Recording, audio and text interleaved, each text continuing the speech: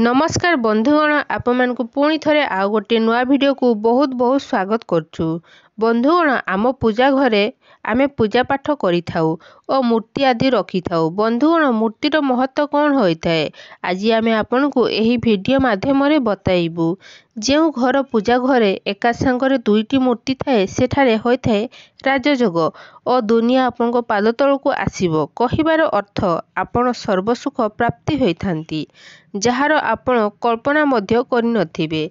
जहाँ भी आपणकर मनोकामना मागिथिबे घरर पूजा घरे आपण पूजा करिथाउ पूजा पाठ करिथाउ एवं पूजा पाठ माध्यम रे किछि जिनिस देखिबो और पूजा सफल प्रार्थना करिथाउ जहा द्वारा सेही पूजारु आमको सफलता मिलिथाए एवं सेही घरे आमे बहुत प्रकार मूर्ति रखिथाउ जहा फल रे सेही देवी देवतांकर सुंदर मुख देखिपारु बोली आशीर्वाद आम उपरे सबुबले रही थाए। किंतु बंधुगण जदि निज घरर पूजा घरे एही मूर्ति सहित अन्य मूर्ति रखि थाउ तो निश्चय आपणकर भाग्य बदली जिवो और आपणक जीवन रे चालुथबा सबु कष्ट दुख सबु समाप्त होई जिवो। बंधुगण आगो को बढ़िया पूर्वर वीडियो को आपण जदि लाइक करना तो निहाती लाइक करदेवे एवं चैनल को जदि आमर सब्सक्राइब करना तो निहाती सब्सक्राइब करदेवे। बंधुगण एमिति केउ दुईटी मूर्ति एका संगरे आपणक पूजा घरे रखिबा द्वारा जहा द्वारा आपणकर सर्वसुख प्राप्ति हेबो एवं सर्वप्रथमे जदि आमे आपणकु कहिबू केउ दुईटी मूर्ति कथा तो बंधुगण जदि आपण श्रीकृष्णकर भक्त अछंती और बाल गोपालकर मूर्ति रखुछंती तो आपणकु भगवान श्रीकृष्णଙ୍କ सहित माँ राधिकांकर भी मूर्ति आपण निहाती रखिबा दरकार। जदि श्रीकृष्णଙ୍କର फोटो आपणको घरे अछि ता सहित राधिकांको मध्य फोटो रखिबा उचित। श्रीकृष्ण राधा एका संगरे रहिथिबा फोटो बा मूर्ति आनिबा उचित। बंधुगण एही राधा कृष्णଙ୍କର भल पाइबा और एकातर एमिति एका महत्व रही थाए। जेउ घरे भी दुई जनकर फोटो थाए तो बुझी जांतु सेही घर भितरे कौनसी प्रकारर कली झगड़ा होई न थाए एवं पति पत्नी और परिवार भितरे परस्पर मध्य भल पाइबा रही थाए और घरे धन ध्यान रे आपे आपे परिपूर्ण होई थाए और यह निहाती करबा उचित। मना जाए जे बंधुगण जदि आपण भी एही मूर्ति को रखिबे तो निश्चय ही आपनक जीवन रे आपे आपे सफलता प्राप्ति होई जिवो। बहुत लोक निज निज घरे माँ लक्ष्मी को रखी पूजा करिथांती भाबिथांती भगवान विष्णु को पूजा करिबा ना नाही तांकर मूर्ति एका संगरे रखिबे ना नाही। बंधुगण सबुबले भगवान विष्णु और माँ लक्ष्मींकर आपण को एका संगरे रखिबा उचित। भगवान शिव बाबा भगवान विष्णु और भगवान ब्रह्मा तीन जन ही सर्वस्व ब्रह्मांड देवता मना जाए। त्रिदेवरे भगवान विष्णु को पूजा करा जाए। जदि आपणक घरे पूजा घरे लक्ष्मी नारायण को एका संगरे पूजा करिवे तो निश्चय आपणक घरे धनर वृद्धि हबो। एथिपई आपण भगवान विष्णु को सहित माता लक्ष्मींकर मध्य पूजा करि परिबे। करा जाऊ जदि आपण माँ लक्ष्मींकर एकुटिया फोटो बा मूर्ति रखुछंती तो आपण करिबे कौन। जदि माँ लक्ष्मींकर एकुटिया फोटो और मूर्ति आपण रखुछंती तो माँ लक्ष्मी बाम पटे भगवान श्री गणेश और भगवान श्री कुबेरंकर मूर्ति फोटो आपणक घरर मंदिर रे निहाती रखिबा उचित। जदि आपण माँ लक्ष्मी बाम पटे भगवान श्री गणेशंकर मूर्ति बा फोटो रखुछंती तो आपणकु निश्चय लाभ प्राप्ति होई थाए और आपणक जीवन रे दारिद्रता समाप्त होई जाई थाए। आपणक जीवन रे धन प्राप्ति पाई आपणको माँ लक्ष्मी और गणेश भगवान को पूजा करबा दरकार। मना जाई थाए जे माता लक्ष्मी धन देई थांती तो भगवान श्री गणेश बुद्धि सिद्धि और बुद्धिर विकास करिथांती एथिपई एमानकर पूजा बहुत जरूरी मना जाई थाए। बंधुगण बहुत लोक पचारि थांती हनुमान को फोटो बा मूर्ति रखिबा ना नाही तांकर पूजा करिबा ना नाही। बंधुगण आपनको निश्चय हनुमानकर और अन्य देवी देवतांकर साथी रे भी मूर्ति बा फोटो रखिबा उचित। आपनको ऊपर हनुमान पूजा कले लागिबे ना नाही। एहा परे आपनको प्रभु श्री रामंकर फोटो जदि आपनको पूजा घरे रखुछंती तो आपण हनुमानकर फोटो रखिबे ना नाही। हनुमानकर कौनसी प्रकार पूजा पाठ करिबा आपण श्री रामंको ठारू पचारिबे। बंधुगण प्रभु श्री रामंकर अन्य भक्त होउछंती हनुमान तो निश्चय आपनको ସେଥିପାଇଁ ହିଁ ଆପଣଙ୍କୁ ଆଶୀର୍ବାଦ ପ୍ରାପ୍ତି ହୋଇଥାଏ। ଯେମିତି ଆପଣଙ୍କୁ ହନୁମାନଙ୍କର ମୂର୍ତ୍ତି ବା ଫଟୋ ପୂଜା କରିବାକୁ ହୋଇଥାଏ, ନହେଲେ ଆପଣ କରିବେ କ'ଣ?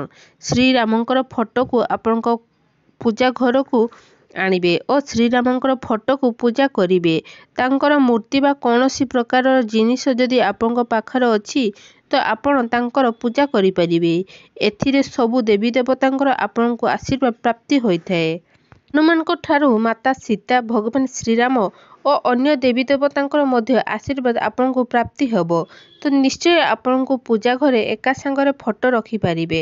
ଆପଣଙ୍କର ଜୀବନରେ ରାଜଯୋଗ ପ୍ରାପ୍ତି ହୋଇଥାଏ।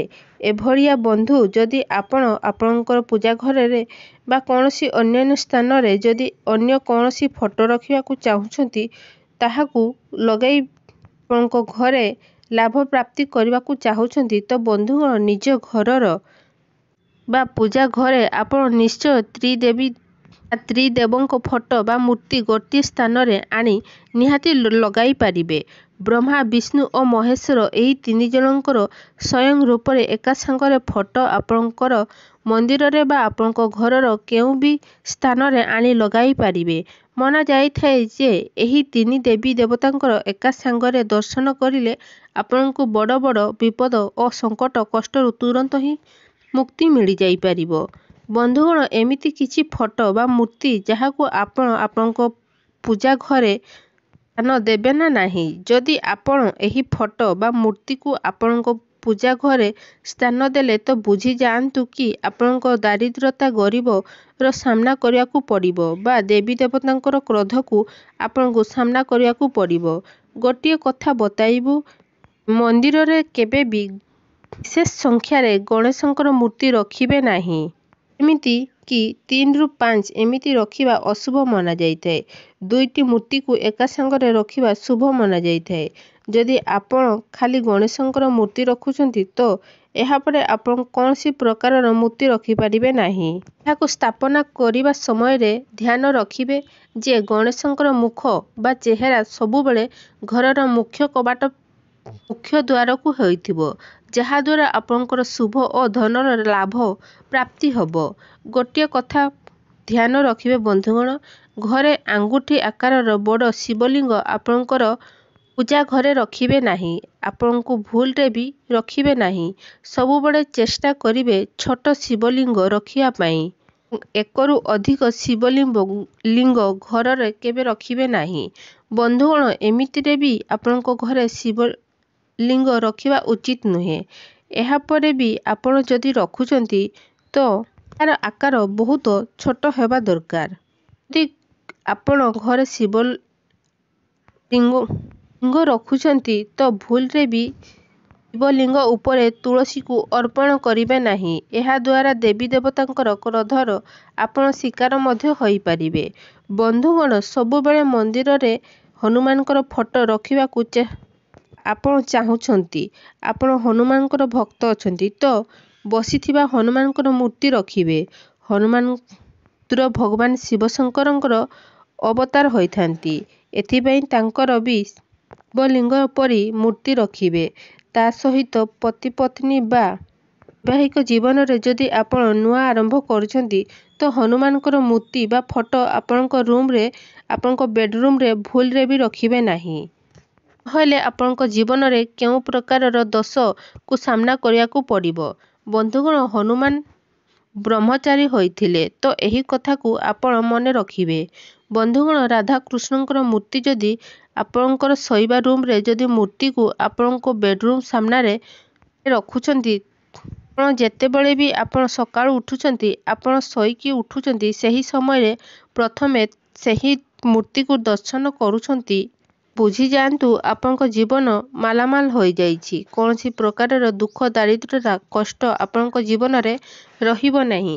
ସେହିପରି ମା ଦୁର୍ଗାଙ୍କର ଫଟୋ ବା ମୂର୍ତ୍ତି ଯଦି ଆପଣ ଘରକୁ ଆଣୁଛନ୍ତି, ମା ଦୁର୍ଗାଙ୍କର ଫଟୋ ଦ୍ୱାରା ଆପଣ ଆପଣଙ୍କ ଜୀବନରେ ସମୃଦ୍ଧି ଦେଖିବାକୁ ଚାହୁଁଛନ୍ତି, ତ ବନ୍ଧୁଗଣ ଭୁଲରେ ବି ଆପଣ ମା ଦୁର୍ଗାଙ୍କର କ୍ରୋଧ ଅବସ୍ଥାର ଫଟୋ ରଖିବେ ନାହିଁ ବା ଆଣିବେ ନାହିଁ। ଯେମିତି ମା କାଳୀଙ୍କର ଫଟୋ ଥାଏ ବା ଦୁର୍ଗା ମହିଷାସୁରକୁ ବଧ କରିବାର ଫଟୋ ଆଣିକି ପୂଜା କରିବେ ନାହିଁ।